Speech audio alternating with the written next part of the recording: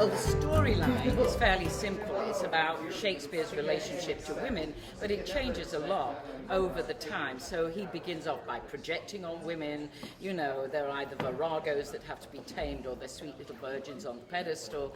But then he really shifts and he falls in love with women, deeply, profoundly. And then the women, even though there are less women in the canon than men, but the women have parity with the men. In other words, as far as his writing is concerned, he really writes as deeply into them as he does the men. And that changes everything, because when men and women relate equally, especially in the mind of a great artist or with two actors on stage, it changes the whole political dynamic, the social political dynamic.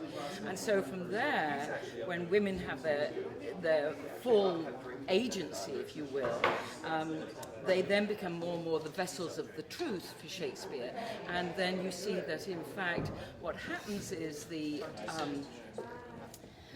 women either disguise themselves as men so that they can say what they want to say, or they don't, they tell the truth in their frocks and they get killed. So they live underground or they die to tell the truth. And in the fourth part, you have absolute chaos, where the women want exactly the same as men and they're going to get it in the same kind of way. So a Lady Macbeth, you know, they're going to, well, maybe not exactly the same kind of way, but they want the top up. And what happens is that the whole country is tipped into fascism. And then finally you have the daughter. Shakespeare, he's saying, how can we get out of this mess? And the daughter finally redeems the father.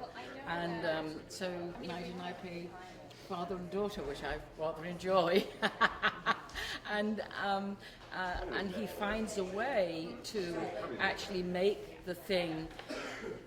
How can we stop this unending cycle of violence? And so he offers a story, a parable, a myth about how to do this.